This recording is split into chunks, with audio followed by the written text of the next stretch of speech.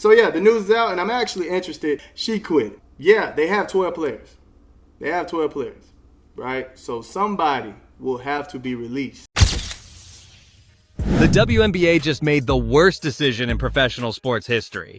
And I'm about to show you exactly how DeWanna Bonner just destroyed the foundation of what makes sports contracts meaningful. Picture this scene. A 37-year-old veteran signs a $200,000 contract in February, plays 9 games, decides she doesn't like how things are going, disappears for 2 weeks citing personal reasons, forces her team to cut her, and then gets immediately rewarded by signing with her preferred destination within 24 hours. Now here's the part that should make every professional athlete, every team owner, and every sports fan absolutely furious. The league not only allowed this to happen, they actively enabled it. And if you think this is just about one player, you're about to discover why this decision could completely destroy the integrity of professional sports contracts forever. Let me paint you a picture of how this all started, because the Indiana Fever thought they were making the perfect chess move. Back in February, they rolled out the red carpet for DeWanna Bonner like she was the missing piece to their championship puzzle. This wasn't just any signing.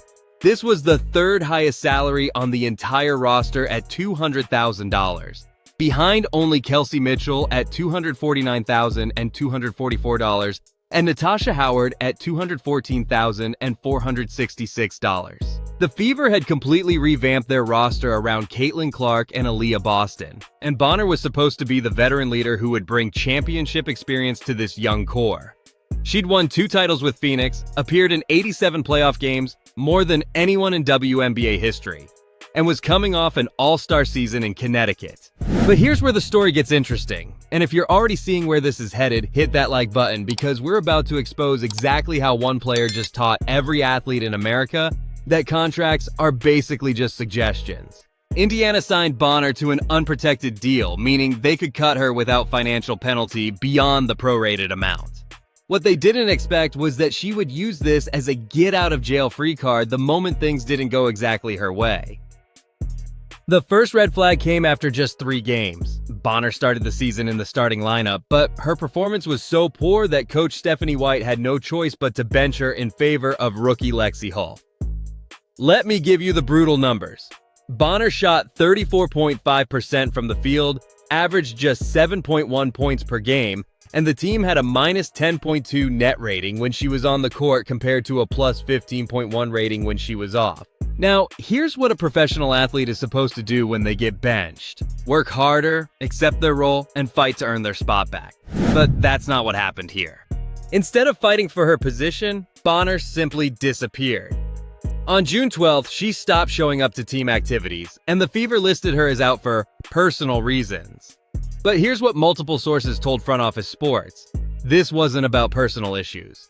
This was about Bonner having no intentions of returning to the team after realizing the fit was off from the beginning. Think about what this means. A veteran player signed a professional contract, struggled for 9 games, got benched, and instead of working through it like every other professional athlete has to do, she just decided she was done.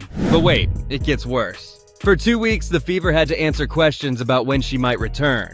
Coach Stephanie White was put in the impossible position of having to say they were supporting her, while everyone knew she was essentially holding the team hostage. The Fever tried to trade her, but here's the problem. Who wants to trade for a player who's proven they'll quit the moment things get difficult? Now here's the part that should make your blood boil. When the Fever finally had no choice but to waive Bonner on June 25th, something unprecedented happened in professional sports. According to Front Office Sports, teams around the league were actively being advised not to claim her off waivers. Let me repeat that. Teams were told not to pick up a veteran all-star because she wanted to control where she played next. This means the entire league was complicit in allowing a player to dictate the terms of her own departure and destination. The Golden State Valkyries and Washington Mystics both had enough cap space to claim her and the remainder of her $200,000 contract. But they were essentially told, don't bother because she'll just do the same thing to you if she doesn't want to be there. Think about the precedent this sets. You pick her up and put her on the Mercury, you're just picking her up just because, man. And that will be distasteful for all the players that made it on that roster, fair and square, played their butt off, impressed everybody they need to make it on that team. and now you're going to just remove them. We now have a league where players can sign contracts, not honor them, and then have the entire organization protect their ability to sign wherever they want next. And that brings us to the most disgusting part of this entire story. Within 24 hours of ESPN confirming that Bonner would sign with the Phoenix Mercury, we learned that this was always the plan. She's engaged to Mercury forward Alyssa Thomas, and Phoenix was reportedly one of her preferred destinations from the beginning. So let me get this straight. Bonner signed with Indiana for $200,000, quit when things got hard, and now Phoenix gets to sign her for the veteran minimum of $78,831.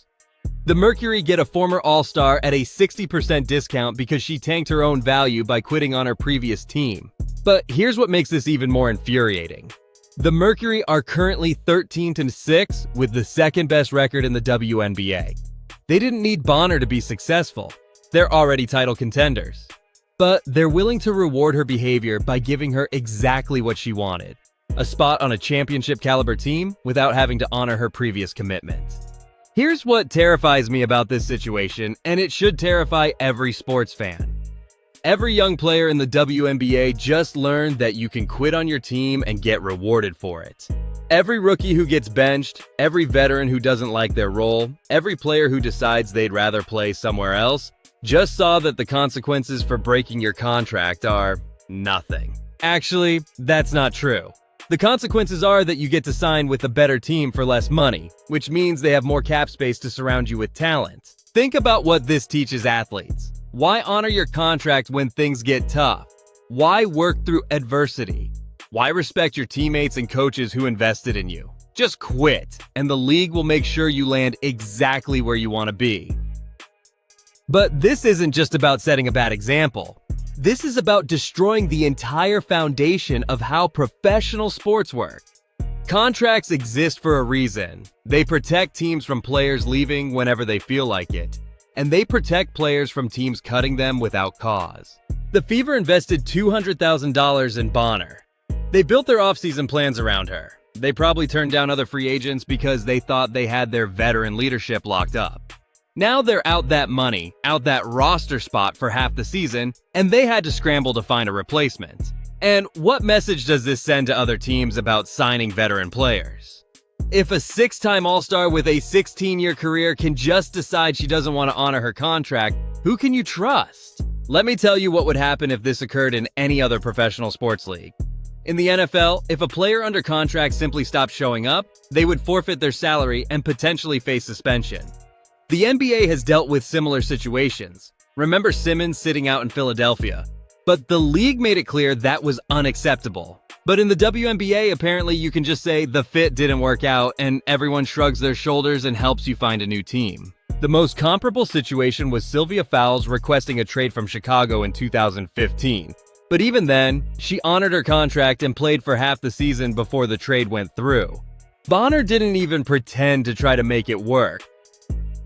Let me tell you exactly what's going to happen next, because this decision just opened Pandora's box.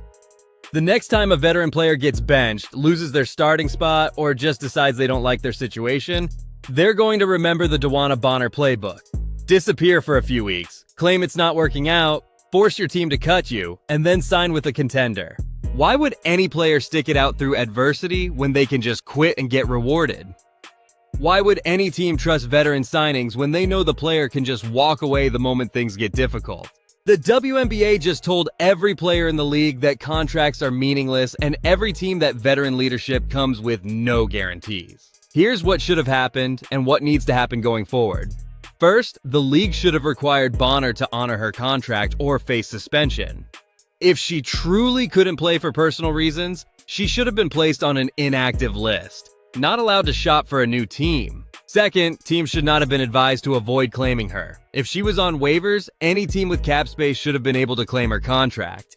And if she refused to play, that should have been grounds for voiding her contract entirely. Third, the league needs to establish clear policies about players who abandon their teams mid-season. There should be consequences, not rewards. But instead, we got the worst possible outcome. The WNBA validated that veteran players can quit on their teams, helped orchestrate her landing with her preferred destination, and now Phoenix gets to benefit from her unprofessional behavior. The truth is, DeWanna Bonner just proved that if you're a big enough name with enough leverage, you can treat professional contracts like rough drafts. And that's not just bad for the WNBA, it's dangerous for all of professional sports. The league had a chance to send a message that this behavior is unacceptable. Instead, they sent the message that it's not only acceptable, it's rewarded. And that's why this isn't just about one player or one team, it's about the future of competitive integrity in professional sports. If you're as disgusted by this as I am, let me know in the comments. Because the WNBA just set a precedent that could change professional sports forever, and not in a good way.